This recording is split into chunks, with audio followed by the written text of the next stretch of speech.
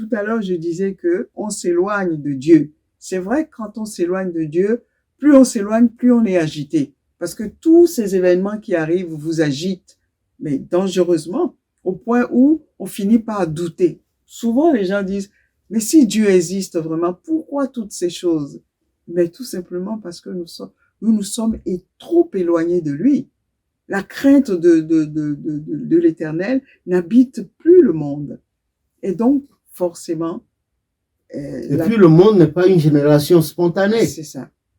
Et forcément, nous sommes sur une pente, et sur cette pente, il faut prier. Il faut prier, prier et prier. Sans relâche. Sans relâche, pour que, bon, il a dit tout à l'heure, il va ralentir les choses. Il va éviter les guerres. Il va. Mais ça dépend de notre volonté, de notre manière, de notre foi à le supplier. Peut-être que, et c'est en ce sens que la prière s'impose à tout le monde. Parce que la guerre n'a jamais fait du bien. Hein. On sait quand ça commence, mais on ne sait pas quand ça finit. Donc nous, on ne voudrait même pas en entendre parler. Si on ne voudrait pas en entendre parler, c'est vrai que les Saintes Écritures l'ont révélé à travers les prophéties de notre Seigneur Jésus-Christ. Mais on ne veut pas en entendre parler, ni maintenant, ni après. Donc, chaque fois que nous serons informés qu'il y a quelque chose qui ne va pas, nos prières iront toujours dans le sens de la paix. Voilà. J'aimerais revenir, tu as parlé de génération spontanée. J'aimerais que tu nous expliques ça. Et puis, maman aussi, dans son intervention, a dit, c'est vrai que la foi diminue, les gens se disent, mais si Dieu existe, pourquoi tout ceci arrive? Nous savons par l'enseignement que ce sont des manifestations spirituelles. Et maintenant, comment est-ce qu'on peut prévenir cela? Parce que même des chrétiens, en sortant du thème des guerres, même des chrétiens qui sont dans la foi, du jour au lendemain se retrouvent agités. Dans le doute, agités et perdent le pied. Donc, quand ces manifestations spirituelles, comment est-ce qu'on peut agir contre cela? Et puis aussi la question sur la génération spontanée. Merci pour la question. Vous savez, nous sommes dans un monde de cause à effet, hein, causalité. Un enfant qui sait que c'est du feu et qui ne veut pas écouter la voix de sa maman ou son papa qui dit non, arrête, quand il va, il se fait brûler. Et je me rappelle bien, dans le temps, on était plus jeunes, il y avait un groupe de musiciens ghanéens qu'on appelait aussi Bissa. Au Ghana, qui chantaient bien, qui étaient bien connus sur le plan mondial. Ils avaient un chant là, My father asked me not to play with fire will burn you. Mon père m'a demandé m'interdit de m'amuser avec le feu, sinon le feu va me brûler. Mais c'est comme ça. Le monde, c'est vrai, il est là, il a un couvercle, il est régi par des lois, comme chaque pays, chaque société, chaque maison, il y a les lois. Vous les respectez, vous vous en trouvez bien. Vous ne les respectez pas, il y a certainement un déséquilibre que vous causez. Ce déséquilibre causé là entraîne des conséquences. Donc, pour qu'il n'y ait pas cette conséquence-là, il vaut mieux éviter et vivre du peu que l'on sait et s'arrêter là. Il faut pas avoir des envies démesurées. C'est comme le corps humain. Si tu abuses du corps, tu vas vieillir, tu vas mourir prématurément.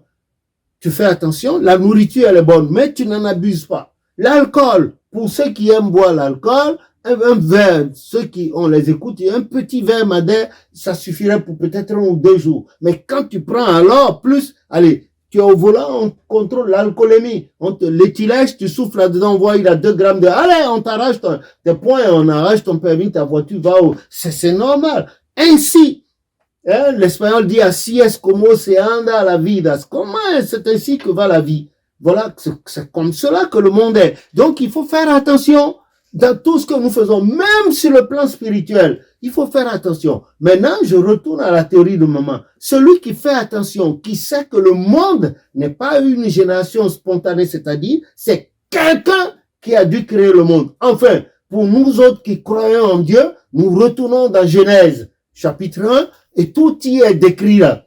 Tout y est décrit. Ensuite, nous allons dans l'évangile selon Saint Jean chapitre 1. Au commencement était la parole. Et la parole était avec Dieu. Et la parole était Dieu. Elle était au commencement avec Dieu. Et toutes choses ont été faites par elle.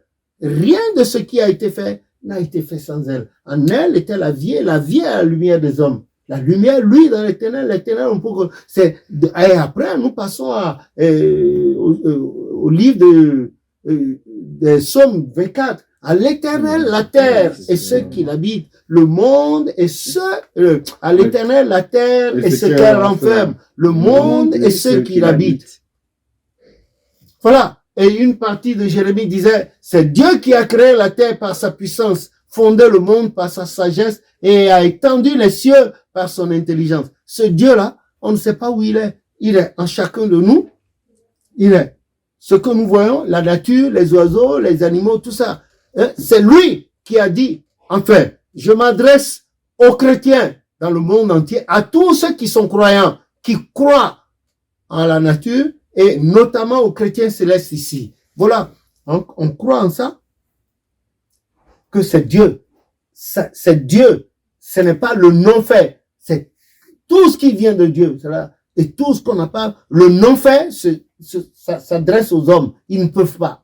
L'homme ne peut pas créer un arbre. Créer, ça veut dire que aller prendre quelque chose qui n'existe pas dans cet univers visible et invisible pour faire quelque chose, on dira qu'il a créé. Il n'a rien créé.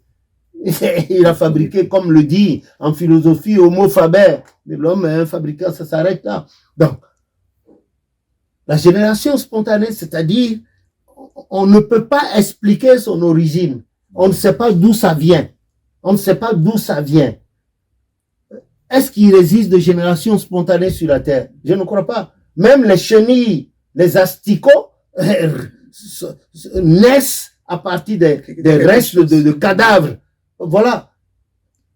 Que le nom de l'Éternel soit béni. C'est ainsi que je puis répondre à ta question, à ne pas passer tout le temps là-dessus, pour ne pas vous garder le crachoir.